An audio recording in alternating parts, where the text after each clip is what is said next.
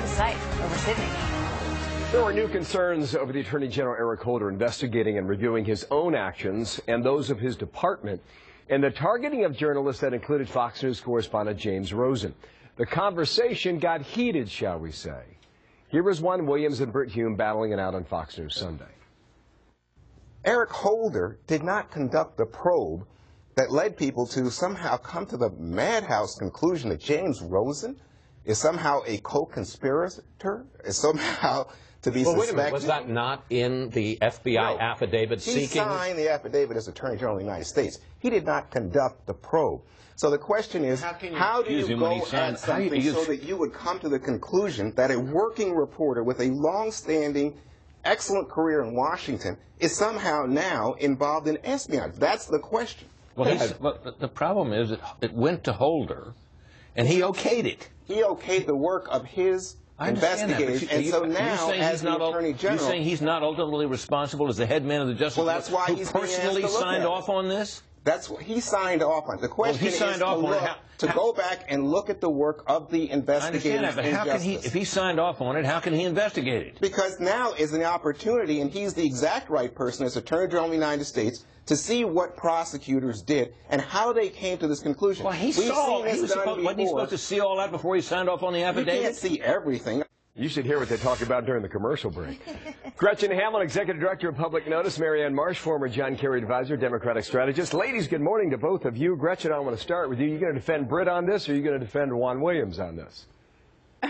Well, you have to look at what happened here. Eric Holder signed an affidavit naming a national journalist as a co-conspirator. This isn't a routine piece of paperwork, and you have to wonder what else is out there. Did the White House, did the administration, did DOJ actually think that this would go uncovered? You need someone to go, an external person, to investigate this, because if he can't recall, how can he investigate it? Well, Britt's big point was that he already declared his bias by signing off on the affidavit. Now, Marianne, absolutely. Do you believe Eric Holder can rightfully investigate Eric Holder?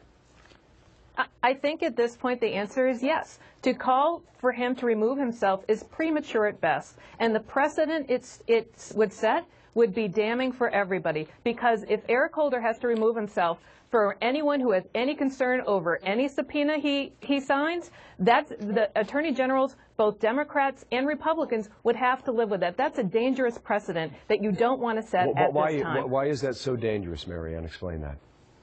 Because anyone who would take exception with any subpoena that the Attorney General of the United States signed off on, which was required in this case, the Attorney General has to sign the subpoena, they could then say, you can't possibly be objective about this, Mr. Attorney General, for a Republican president or a Democratic president, and thereby handcuffing every Attorney General from here on out, because everyone's going to take advantage of that. What about that, So Gretchen? I think it's No, I disagree.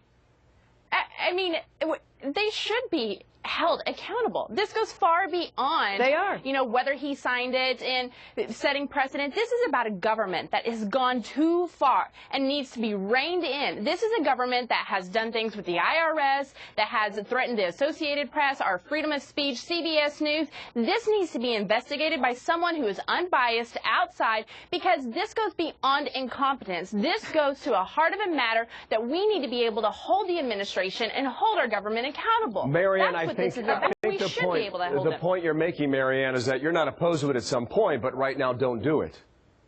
Well, it's possible. I mean, right today, I don't think it's necessary at all. You have countless congressional committees investigating Attorney General Holder in this entire matter. So if Gretchen's saying that that Congressman Issa and all the committees investigating him are incapable of holding the Attorney General accountable, I think that would be news to them. So let the process work. Let the Attorney General hang on do one his second, Gretchen. Finish your point, Marianne. Let the congressional committees do their investigation. Let's see where this all comes out, because remember, when the Attorney General appears before Congressman Issa and others, he is under oath. That's being held accountable. Okay, Gretchen, I'll give you the last word. Well, Marianne would probably come on here and make the same statement that Darrell Issa and all the congressional hearings that are taking place are biased and just political posturing. This is a government that needs to be held accountable and goes to the root of what is wrong right now. And it's a government that has grown too big, too far, and it's too incompetent. To be continued, ladies. It's called democracy. Gretchen Hamel, thank you, Marianne Marsh. We have a lot to talk about this summer, because this is just one of many things. Thanks to both of you ladies for coming in today. Martha.